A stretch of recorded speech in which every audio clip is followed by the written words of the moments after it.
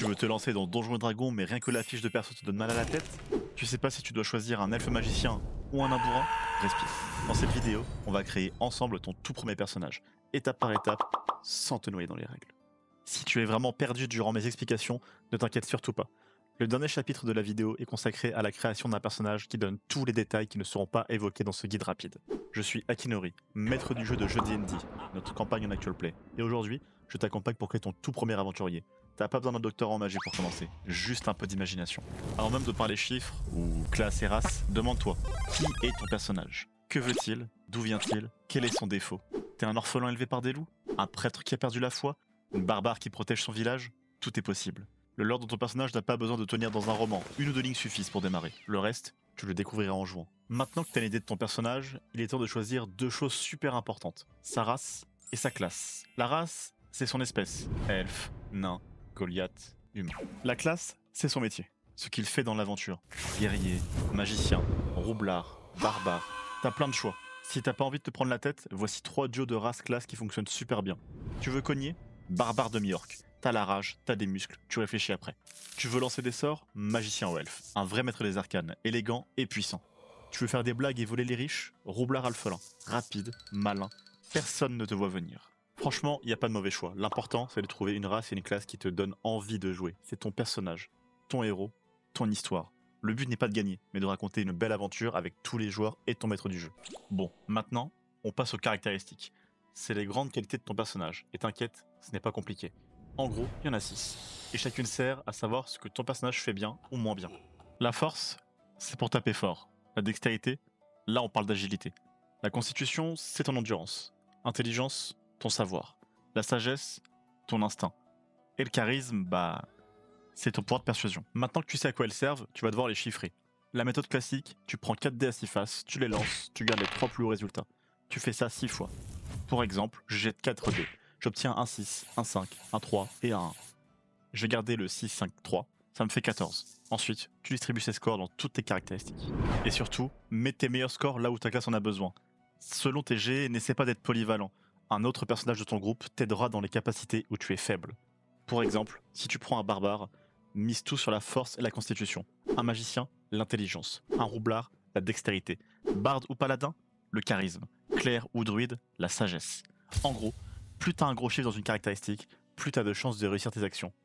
Bon, t'as choisi ta race, ta classe, tes caractéristiques. Maintenant, faut tout noter quelque part. Tu peux remplir ta feuille à la main, directement sur papier, ou utiliser un site comme Roll20. Super pratique, et c'est d'ailleurs sur ça que l'exemple sera fait en fin de vidéo. Pour cette étape, je te conseille de te référer au manuel des joueurs, à un livret d'initiation, ou directement sur le site LDD, où tu pourras retrouver toutes les informations des contenus physiques, gratuitement et en français.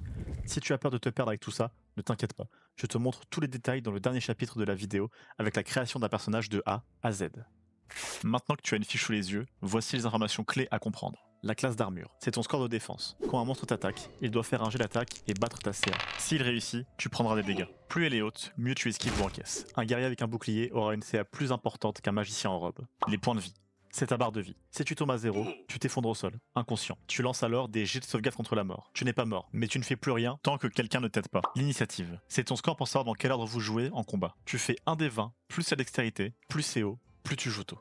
N'hésite surtout pas à demander de l'aide à ton maître du jeu pour remplir ta fiche. Et surtout, ton premier perso n'a pas besoin d'être parfait. L'important, c'est que tu t'amuses à le jouer.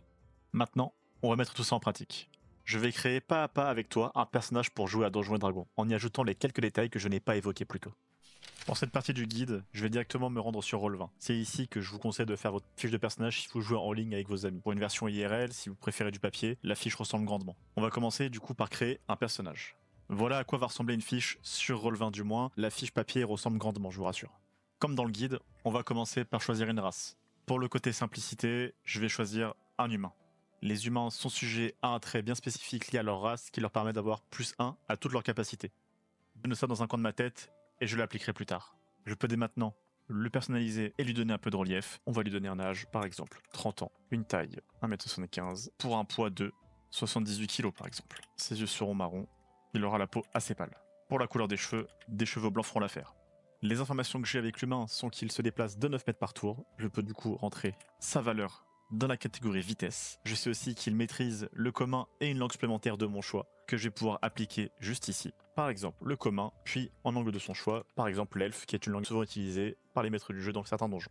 Maintenant que la base est faite pour l'humain, je vais pouvoir y choisir une classe. Pour ce cas-là, je vais choisir le guerrier. Simple, efficace, ce sera parfait pour le tuto. Si vous faites une aventure sur Roll20, je vous conseille quand même de vérifier si les dés de vie sont respectés. Je vois là, en l'occurrence non, on voit que c'est un D4, c'est pas bon. Le guerrier a un dé de vie de 1 D10, donc je le modifie dès maintenant. La classe guerrier me permet de maîtriser toutes les armures et le bouclier. Je vais donc le rentrer juste ici. Le guerrier aura avantage sur certains de ses jets de sauvegarde, en l'occurrence pour ce cas-là la force et la constitution. Je peux dès maintenant me le mettre de côté, j'y reviendrai plus tard. Parmi toutes ces compétences, le guerrier peut en choisir 2 parmi acrobatie, athlétisme, dressage, histoire, intimidation, intuition, perception et survie. J'ai envie d'un guerrier qui soit un peu menaçant et bourrin, je vais donc mettre une première maîtrise en intimidation, et ensuite je vais mettre mon deuxième point en athlétisme. Je vais du coup faire tout de suite l'aparté sur les maîtrises, elles quoi elles servent et pourquoi un plus 2 est apparu. Dans Donjons et Dragons, votre personnage est sujet à des maîtrises. Quand elle maîtrise quelque chose, un bonus s'ajoutera à cette statistique. En l'occurrence, au niveau 1, la maîtrise est de plus 2. C'est donc pour ça que je sélectionne des compétences que je veux maîtriser. J'aurai un bonus d'ores et déjà de plus 2 à ces compétences, qui s'ajouteront ensuite avec les modes qu'on verra un peu plus tard. Mon guerrier aura bien besoin de se battre avec une armure, c'est pour ça qu'un équipement de départ est obligatoire. Pour ce cas-là, je vais choisir la cotte de maille, ainsi qu'une arme de guerre et un bouclier. Je n'ai pas le manuel des joueurs sous les mains, je me rends du coup sur le site de DD dans la rubrique armes et armure, et je vais pouvoir prendre les statistiques que l'armure me donne. Donc voilà, j'ai ajouté ma chemise de maille, mon bouclier, je note pas encore la CA tout de suite car j'aurai sûrement de la dextérité dans mes statistiques, et je préfère tout remplir d'un coup. Pour l'épée, c'est pareil, j'ai déjà ajouté, mais ce sera sûrement un peu plus selon la force que j'aurai. Au niveau 1, je sais que mon guerrier a le droit de choisir un style de combat ainsi qu'à l'accès de la compétence second souffle, que je vous montre dès maintenant. En style de combat, je vais partir sur la capacité défense qui me permettra d'avoir un bonus de plus 1 à la CA. Je vais orienter mon guerrier un peu bourrin, un peu tank pour protéger mes alliés. Je vais donc pouvoir, si je le souhaite, remplir dans mes capacités juste ici le style de combat défense. Voilà. Alors ça agit plus comme un pense-bête, il n'y a pas vraiment d'intérêt à le mettre dans le chat sauf si un de vos joueurs vous demande la règle précise. Je vais aussi pouvoir ajouter la capacité second souffle dont je profite au niveau 1. Donc c'est une capacité qui me permettra de récupérer des points de vie si jamais j'en ai besoin. Maintenant qu'on a fait ça, on va pouvoir prendre un historique à notre personnage. Je vais prendre par exemple héros du peuple. On peut prendre bien sûr n'importe quoi parmi la liste que je vous montre juste ici. Si vous vous rendez compte que les compétences que vous avez prises au tout début correspondent à ce que votre historique vous donne, n'hésitez pas à changer. De toute façon, il vaut mieux avoir plein de compétences maîtrisées que simplement 2, ça ne vous donnera pas plus de maîtrise. Donc avec héros du peuple, je vois que j'ai droit à dressage et survie. Donc je me les mets tout de suite. Je peux, si je le souhaite, équiper des outils partisans. Maintenant qu'on a notre historique, on va pouvoir s'attaquer aux traits de personnalité de nos personnages. Vous pouvez bien évidemment totalement les créer, soit tout seul, soit avec votre maître de jeu si c'est assez spécifique. Pour le tutoriel, on va prendre les traits proposés par la fiche de personnage héros du peuple. Alors j'ai le choix entre pas mal de choses. Ce que je vais faire pour accélérer un peu la chose, c'est que je vais faire tout en aléatoire avec des jets de dés. Je vais commencer du coup par le trait de personnalité. Avec un score de 5, je vais pouvoir prendre du coup le 5e choix. Et vous faites pareil pour tous les autres. Donc voilà, j'ai rempli tous mes traits de personnalité liés à mon historique. Vous pouvez, je l'insiste encore une fois, les créer vous-même. Pour l'exemple là, je suis allé au plus rapide. Ça me permet après de construire un personnage en fonction de ce que j'ai eu. Ça peut aussi être marrant de faire ça de manière aléatoire. Voilà pour l'historique. On va pouvoir passer maintenant aux statistiques qui sont la valeur principale pour votre fiche de personnage, la pierre angulaire de tout ça. On va commencer du coup à faire les jets. Comme je disais tout à l'heure, c'est 4d6 et nous allons garder du coup les 3 meilleurs. Ok, voilà. Toutes mes statistiques ont été jetées, j'ai donc 12, 15, 17, 11, 17 et 7. C'est plutôt correct, ça me permet d'avoir des faiblesses mais aussi de grandes forces. Je vais du coup remplir tout de suite mes caractéristiques. Petit aparté évidemment, l'humain me permet d'avoir plus 1 à toutes mes valeurs, je mets donc plus 1 à toutes les stats que j'ai eues. Donc voilà ce que ça donne une fois que toutes les stats sont posées. On voit que mon personnage du coup est plutôt correct dans les capacités où il est censé être fort. On voit aussi que mes compétences et mes jets de sauvegarde ont tous augmenté ou baissé selon les valeurs que j'ai eues. Je vais maintenant pouvoir mettre mes points de vie. Donc on sait que le guerrier, comme je disais au début, a un D10 de points de vie. Donc au niveau 1, on prend simplement le D10 et on ajoute le mode de constitution. 10 plus 4, ça fait donc 14. Je vais pouvoir me mettre 14 HP au niveau 1. Pour ce qui est de la défense, je vais pouvoir me référer du coup à ma cote de maille. On voit qu'elle me donne 13 plus un maximum de 2. J'ai trop dextérité, j'ai une petite perte, mais c'est pas grave.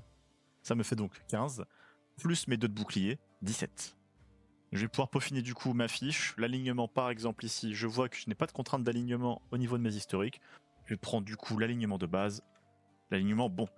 Pour ce qui est de l'expérience, ça sera en fonction de la campagne que vous allez jouer avec votre maître du jeu. Certaines campagnes, notamment celle d'initiation, proposent de monter des niveaux entre chaque quête. Si jamais vous êtes sur une campagne plutôt standard, c'est en fonction des points d'expérience. Au niveau 1 du coup, il faut atteindre le palier de 300 pour monter au niveau suivant. Donc je vais pouvoir mettre 0 sur 300. Puisqu'on est dans le peaufinage, je vais pouvoir aussi indiquer ma capacité d'historique, la capacité hospitalité rustique. Donc voilà, ma fiche est terminée, je peux très bien l'imprimer ou la laisser sur Roll20 où mon MJ pourra corriger si jamais j'ai fait des oublis ou des erreurs, et le personnage sera prêt à jouer lors de vos prochaines aventures. Sur la version papier, c'est pareil, vous êtes censé être arrivé plus ou moins à cette valeur-là. Si vous jouez avec des règles variées de Donjons et Dragons, ce sera avec votre MJ qu'il faudra voir. En tout cas, pour ceux qui font la version de base, vous êtes prêts à jouer dès maintenant. Et voilà, ton premier personnage est créé. Maintenant, il ne te reste plus qu'à le faire vivre sur table. Et crois-moi, c'est là que la vraie magie commence. Tu veux voir des personnages en action? Va voir Jeux D&D, notre série de jeux de rôle où rien ne se passe comme prévu. Et si t'as des questions ou des idées de perso, ou tout simplement que tu veux d'autres guides sur l'univers de Donjons et Dragons, dis-le moi en commentaire, je les lirai tous.